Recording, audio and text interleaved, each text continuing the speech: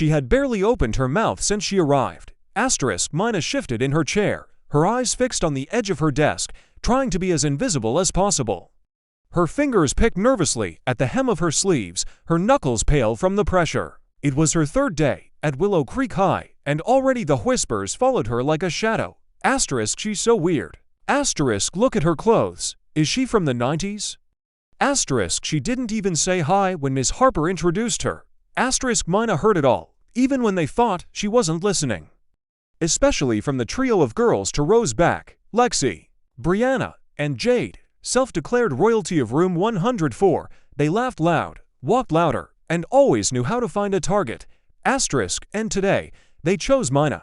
The classroom buzzed around her, the hum of laughter, notebooks shuffling, desks dragging across the floor. But Mina stayed still, retreating further into the shell she'd been forced to build. She missed her old school in Osaka. The familiar classrooms, the quiet friends who never pushed her to talk more than she wanted, the Judo dojo where she'd felt like herself. Here, everything was different. Loud, blinding, sharp, and cruel. She felt the first tug on her skirt while Miss Harper was writing on the whiteboard. It was subtle, just a flick, a tease. Then another, longer this time, a tearing sound. Mina's breath caught in her throat. She looked down. A strip of her navy skirt dangled just above her knee, a small slit now showing more than she was comfortable with. Her heart slammed against her chest. She turned slowly. Lexi was leaning back, pretending to be interested in the lesson. Jade giggled into her hand, and Brianna mouthed mockingly, "Oops." Mina's face flushed crimson. She clenched her fists. She could hear the voice of her judo master in her mind. There is strength in stillness, but when needed, strike with calm. Still, she didn't move, not yet. Another tug. This one loud enough to draw a few glances. Miss Harper turned just as Lexi yanked a final time, and a chunk of the skirt tore off completely. The sound echoed through the class like a slap. Laughter erupted, mixed with gasps. Mina's legs were exposed halfway up her thigh. That was the moment. Mina stood, slowly, her eyes locked onto Lexi's, then Brianna's, then Jade's. The laughter faltered. Something in Mina's gaze made them shift uncomfortably. Lexi smirked anyway.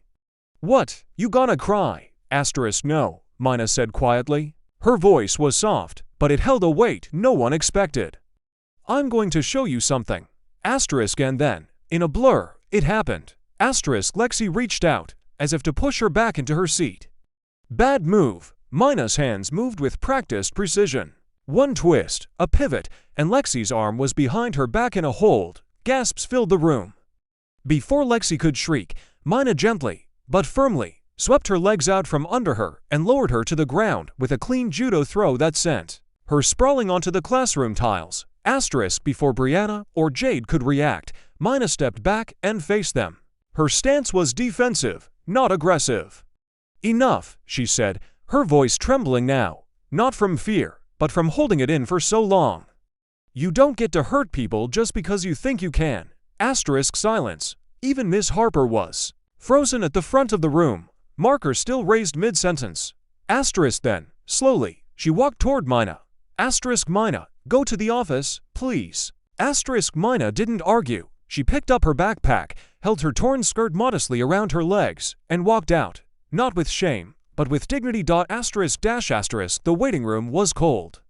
The secretary hadn't said a word to her, just offered a seat. Mina sat quietly, eyes on her shoes, fingers still trembling.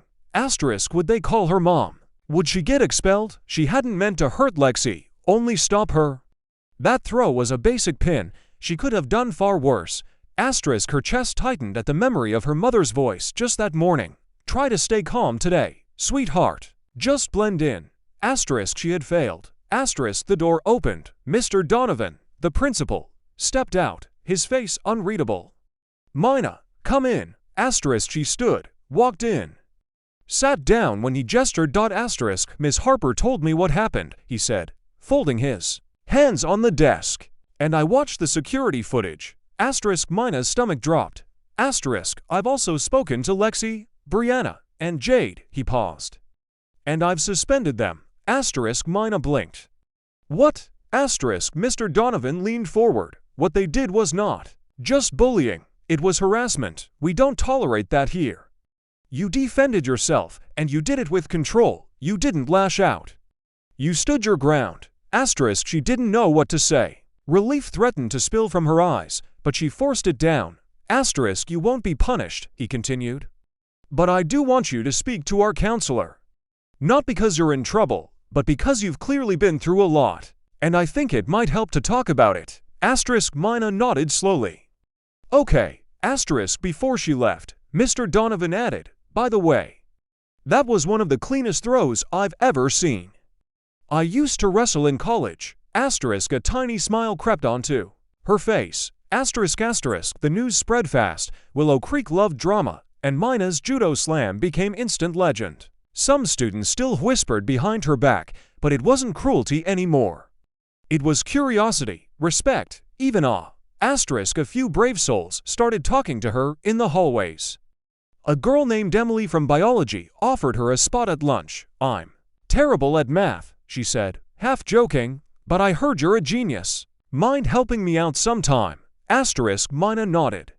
Sure. Asterisk. And slowly, the cracks in her shell began to open.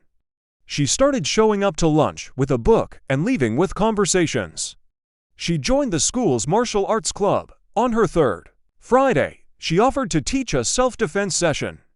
Over a dozen girls showed up. Asterisk. They called her Sensei Mina. By the end. Asterisk. Her mom noticed the change first. You're smiling more lately, she said one evening over dinner. Asterisk. Mina hesitated, then said softly, I think I found my place.